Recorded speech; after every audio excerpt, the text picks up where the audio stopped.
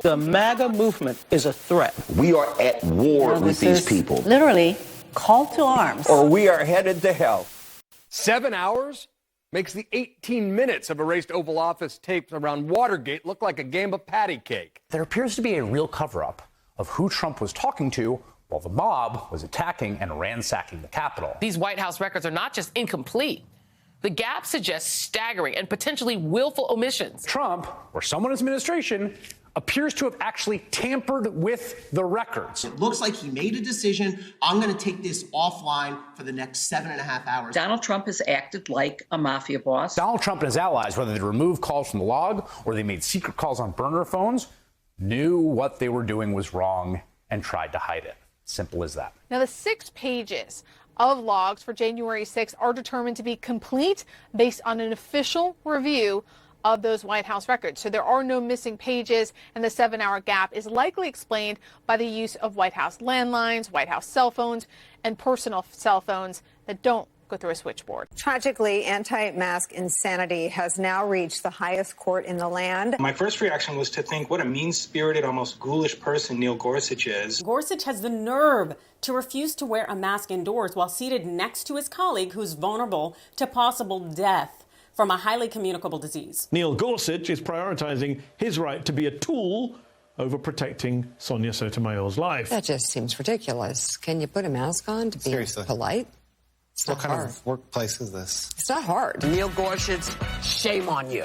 Shame on you. You, Neil Gorsuch, are both a rotten coworker, dangerous to be near in a pandemic, and tonight's absolute worst. And here is a joint statement from Sotomayor and Gorsuch, reporting that Justice Sotomayor asked Justice Gorsuch to wear a mask surprised us. It is false. While we may sometimes disagree about the law, we are warm colleagues and friends. Ottawa is being besieged by a group of anti-do-anything-about-COVID truckers called the Freedom Convoy. A so-called Freedom Convoy. So-called Freedom Convoy of truckers. The police chief is calling it a nationwide insurrection driven by madness. This city is under siege. They are now calling it an occupation. A threat to democracy, an insurrection, sedition, insurrection, a threat to democracy. We've heard it called a nationwide insurrection. This is kind of our insurrection by air horn moment. I think it's part of the globalization of Trumpism. It's a cult.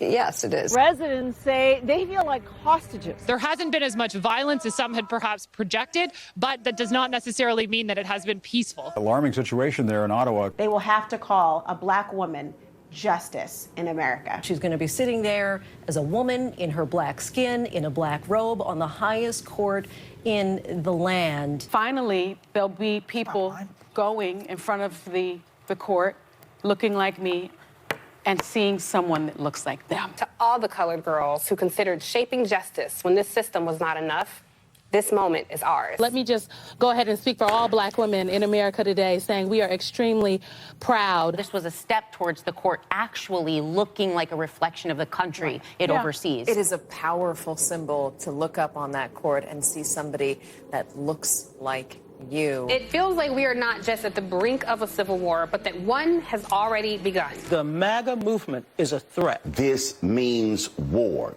That is where we are. We are at war with these people. These folks are evil. This is literally what conservative white folks do when they don't get their way. They turn violent. The extremists that we're dealing with every single day, we've got to kill and confront that movement. It is a danger to our democracy. It is a danger to our way of life. These crazed, deranged folks who want to impart evil in every facet of our society. And this is why it could be more dangerous than 1860 or the 1930s. Clearly, this is a literally call to arms. When it comes to heat waves, climate experts say this is not just summer being summer.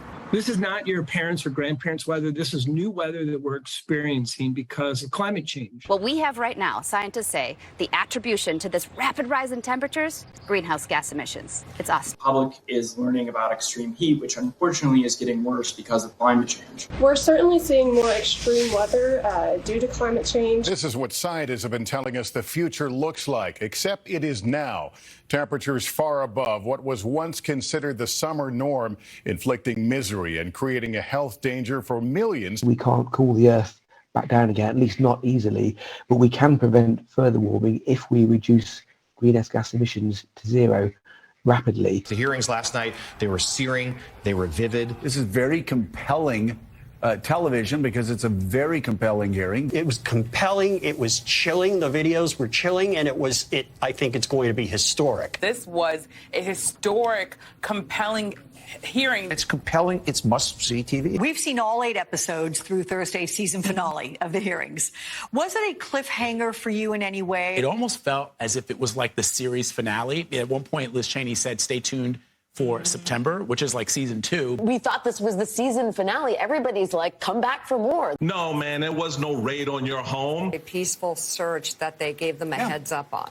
Peaceful search. I don't think there was any politics involved. This appears to be a nonpartisan process. The Justice Department is returning to its historical position as a law enforcement agency above politics, trying to do the right thing. These attacks on the FBI are just very sort of out there and outlandish. That's why we have law enforcement to actually bring fascists to justice. It's all legal. It's all lawful. It's not a raid. They didn't, they're not there improperly or unlawfully. Because anybody on this set had done the same thing, the exact same result would have occurred. There are 5 dead people in a strip mall because that was the only place they felt safe as gay or trans people in this town in Colorado Springs. I think that DeSantis, Boebert, they have blood on their hands on this. These bodies are not in the ground yet.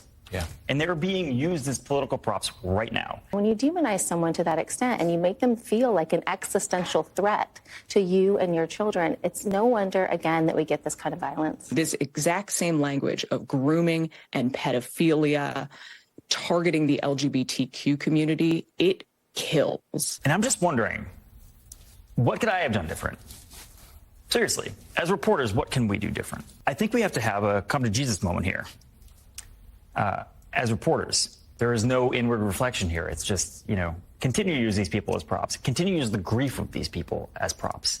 I think as reporters, we got to look in here and double down. As much as we all have sort of treated this platform as like the town square, the public forum, it's not anymore. It's Elon Musk's, and he's going to do with it what he wants, and it's bad for the rest of us. Ever since Elon Musk took over Twitter, we've seen it devolve into something that is nothing close to truth and nothing close to unifying in the country as we see it today. And here we have something as important as Twitter, which is an important platform, now descending into the hellscape that he claimed it wouldn't be. My tummy meter says there's something just not great about this. Let's say they reinstate Donald Trump onto Twitter. Yeah. Would you leave the service? Yeah, probably. I mean, I don't need to be there for that. When Elon Musk says, wow, this is about free speech, it seems to me that it's about free speech of straight white men. And he himself is a troll.